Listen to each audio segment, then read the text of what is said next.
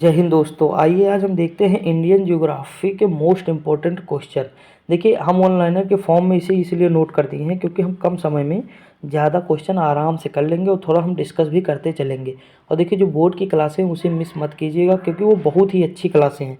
उसमें मैंने ट्रिक बताई, उसमें मैंने रिलेट करना बताया, कठिन से कठिन टॉपिक को मैंने सरल में मतलब बताया है, तो उसे ज़रूर देखिएगा। ठीक, और हम शुरुआत करते हैं। देखिए इसमें पहला क्वेश्चन लिखा है कि क्षेत्रफल की दृष्टि से भारत का कौन सा स्थान है, तो 7वां है। और भारत का क्षेत्रफल कितना है, तो 32,87,263 वर्ग किलोमीटर है। भूलिएगा नहीं, कितना है, 32,87,263 वर्ग किलोमीटर है। ठीक, 2-3 बार अगर बोलेंगे 32,87,263 वर्ग किलोमीटर, 32,87,263 वर्ग किलोमीटर, आराम से रट जाएगा। मैंने 9th में याद किया था और 9th से आज तक याद है। ठीक, ये चीज़ है। अगला है जनसंख्या की दृष्टि से भारत का विश्व में कौन सा स्थान है, तो प्रथम हो गया है। जनसंख्या की दृष्टि से भारत का स्थान हो गया है। अगला क्वेश्चन है भारत के उत्तर में कौन सा देश है, तो देखिए सिंपल सी बात है। मान लीजिए ये हमारा जम्मू कश्मीर है। क्या है, जम्मू कश्मीर। हम थोड़ा सा चित्र बना देते हैं। ठीक, मान लीजिए ये हमारा जम्मू कश्मीर हो जाए, हमें उत्तर जाना है ना, तो ये उत्तर कब, देखिए ये हो जाएगा चाइना। सबसे ऊपर क्या है, चाइना हो जाएगा।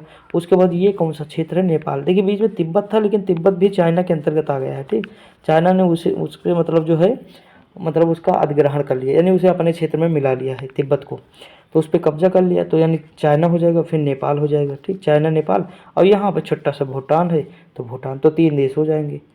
मतलब चाइना नेपाल भूटान, कौन सा हो जाएगा, चाइना नेपाल भूटान। ठीक, भूलिएगा नहीं। अगला क्वेश्चन है भारत के पूर्व में कौन सा देश है, तो देखिए पूर्व में कौन सा देश है, तो पूर्व में बांग्लादेश है। कौन सा है, पूर्व में बांग्लादेश है। भूलिएगा नहीं। पूर्व में बांग्लादेश कैसे, देख लेते हैं इसे भी। देखिए मैंने अभी बताया, मान लीजिए ये है, हम बनाए ये इस तरह मतलब हमने बना दिया। ठीक, अब देखिए ये तो हमारा हो गया, ये उत्तर पूर्व हो गया। क्या होगा, उत्तर पूर्व। आपने सुना होगा कि पूर्वोत्तर भारत यानी उत्तर पूर्व की बात करता है, ये उत्तर में होगा। तो पूर्व कहाँ होगा, पूर्व हमारा ये होगा। कौन सा क्षेत्र होगा, ये वाला क्षेत्र पूर्व हो जाएगा। तो पूर्व में क्या बढ़ेगा, बांग्लादेश। देखिए बहुत लोग ना, अगर यहाँ बांग्लादेश म्यांमार सब रहेगा तो म्यांमार लगा के 100% चले आएंगे ऑप्शन में, जबकि म्यांमार उत्तर पूर्व नहीं है, पूर्वांचल का क्षेत्र है, यानी ये पूर्व में पड़ता है, पूर्वोत्तर भारत के साइड पड़ता है। ठीक, तो ये बांग्लादेश हो जाएगा, भूलिएगा नहीं। आगे बढ़ते, अगला क्वेश्चन है भारत के पश्चिम में कौन सा देश है, तो हमारा नालायक क्या होगा, पश्चिम में नालायक होगा पाकिस्तान। पश्चिम में क्या है, पाकिस्तान है। ठीक, आगे बढ़ते, अगला क्वेश्चन है भारत के दक्षिण पश्चिम में कौन सा सागर है, तो दक्षिण पश्चिम में अरब सागर है। अब देखिए मैंने जिसे बताया पश्चिम में पाकिस्तान है यहाँ पे। ठीक, और उसके बाद देखिए पश्चिम में पाकिस्तान हो जाएगा, और उसके बाद इस तरह जो है मुड़ा हुआ है क्षेत्र हमारा, ये पूर्व में बांग्लादेश हो जाएगा। तो देखिए अगर ये क्षेत्र कौन सा है और ये क्षेत्र कौन सा है, तो ये क्षेत्र हो जाएगा दक्षिण पूर्व। दक्षिण पूर्व हो जाएगा तो यहाँ बंगाल की खाड़ी हो जाएगा, और यहाँ क्या होगा, दक्षिण पश्चिम।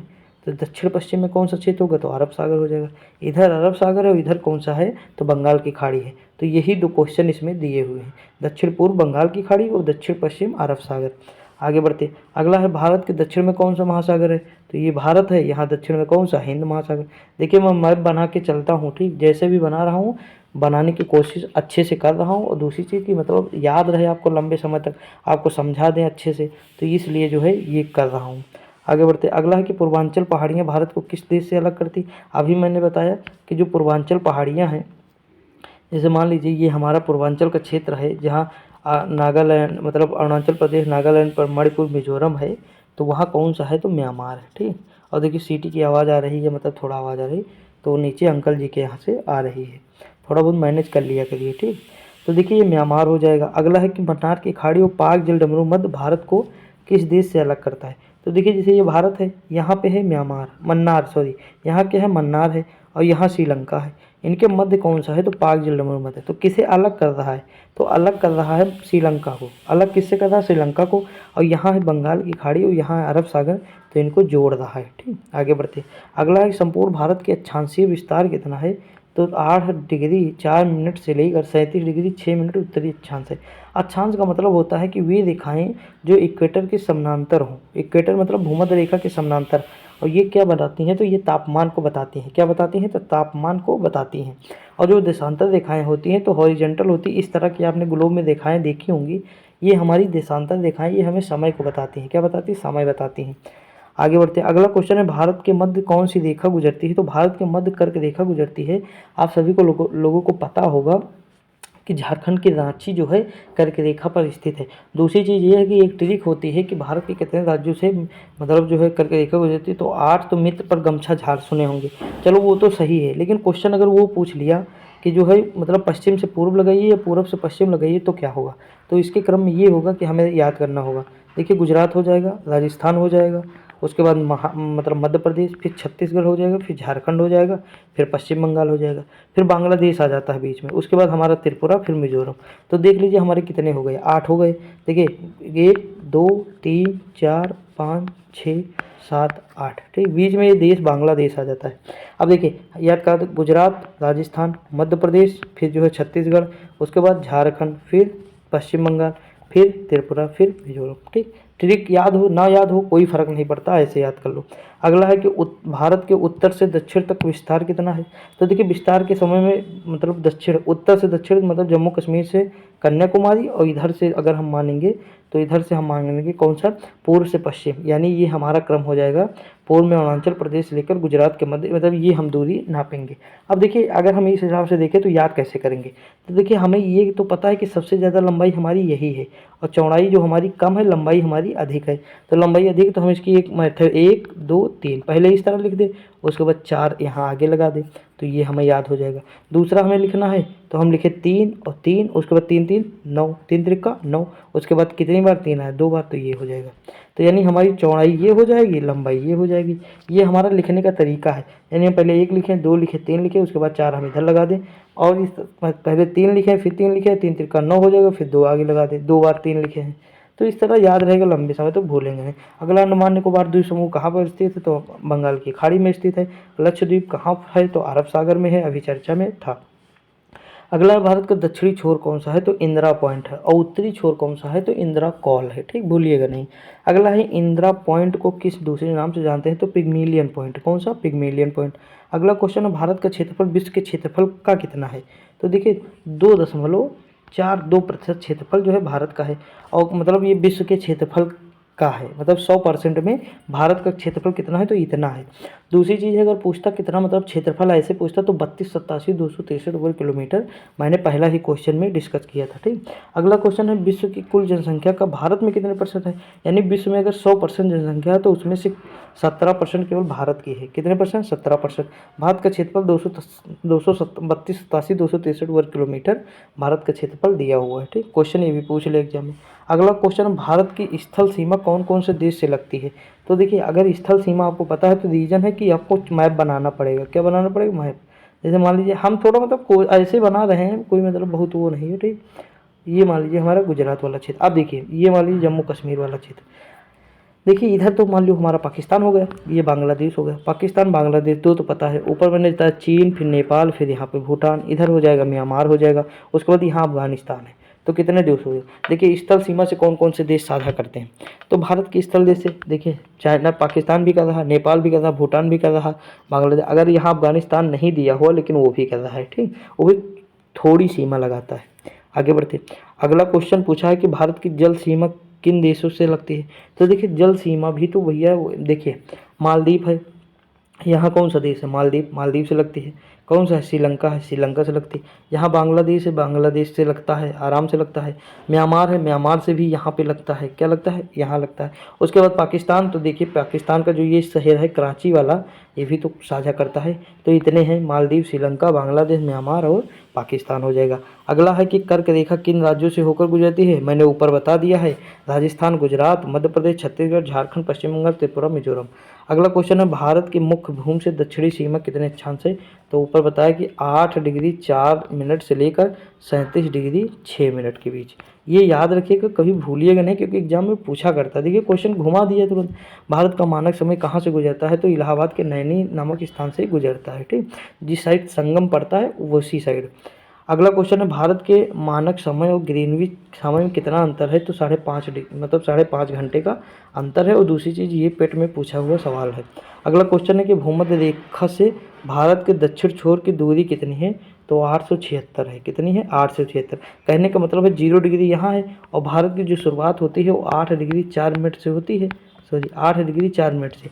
तो इनके मध्य जो हमारी दूरी है वो कितनी है, तो 876 है। ठीक, अगला है भारत की स्थलीय सीमा कितनी है, तो 15,200 किलोमीटर स्थलीय सीमा है। और उसके बाद पूछे भारत की मुख्य भूमि की तट रेखा की लंबाई कितनी है, यानी मुख्य भूमि पूछा है तो 6100 किलोमीटर है। ठीक, अगला क्वेश्चन है भारत की पहली यूरेनियम खान कहाँ है, जादूगोड़ा झारखंड में है। कहाँ है, जादूगोड़ा झारखंड में है। ठीक, आगे बढ़ते हैं। अगला है कि दामोदर घाटी परियोजना किन प्रदेशों में है, तो झारखंड और पश्चिम बंगाल में दामोदर घाटी परियोजना है। अगला है अरब सागर की राजधानी किसे कहते हैं, तो कोच्चि बंदरगाह को अरब सागर की रानी कहते हैं, राजधानी नहीं रानी कहते हैं। क्या कहते हैं, रानी कहते हैं। और कोच्चि बंदरगाह कहाँ है, तो ये बताइए आप। ठीक, कोच्चि कहाँ है, केरल में है। आगे बढ़ते हैं। अगला है कि पश्चिम बंगाल का कूच बिहार किस लिए प्रसिद्ध है, तो सिल्क उद्योग के लिए प्रसिद्ध है। किसके लिए, सिल्क उद्योग। अगला है भारत बांग्लादेश के बीच सीमा फरक्का बांध परियोजना, तो ये तो मैंने बताया था गंगा नदी पर बना हुआ है। कहाँ बना है, गंगा नदी पर, पश्चिम बंगाल में। ठीक, फरक्का बांध। अगला है कि एशिया का सबसे बड़ा ट्यूलिप बाग, तो ट्यूलिप बाग भाई जम्मू कश्मीर में है। एशिया का सबसे बड़ा ट्यूलिप बाग कहाँ है, जम्मू कश्मीर में है। अगला है आज़ादी के बाद भारत 2011 में सामाजिक आर्थिक व जातीय जनगणना किस राज्य में शुरू हुई, पहली बार होगा यहाँ, पहली बार भारत में, तो ये त्रिपुरा में हुई। कहाँ, त्रिपुरा में हुई। ठीक, अगला क्वेश्चन है भारत के अधिकतर खनिज खदानें किस राज्य में है, तो मध्य प्रदेश में है। अगला है कि राष्ट्रीय बीज अनुसंधान किस स्थान पर स्थित है, तो राष्ट्रीय बीज अनुसंधान वाराणसी में स्थित है। कहाँ, वाराणसी में। अगला है चंदन श्रेणी किस राज्य में है, तो राजस्थान में है। कहाँ है, राजस्थान में है। अगला है भारत में सर्वाधिक जूट मेले कहाँ है, तो पश्चिम बंगाल में है, क्योंकि बांग्लादेश में सबसे ज़्यादा जूट होता है। ठीक, लेकिन भारत में होता है मतलब ये डाटा बदलता रहता है, लेकिन वर्तमान में भारत में होता है। रीजन है कि भारत का क्षेत्रफल अधिक है, बांग्लादेश का क्षेत्रफल कम है, तो बांग्लादेश और पश्चिम बंगाल दोनों मतलब सटे हुए हैं, तो इसीलिए सबसे ज़्यादा जूट कहाँ मेले कहाँ होंगी, तो जूट की मेले जो होती पश्चिम बंगाल में होंगी। अगला है भारत में सर्वाधिक वर्षा किस कारण से होती है, उत्तर पूर्वी मानसून।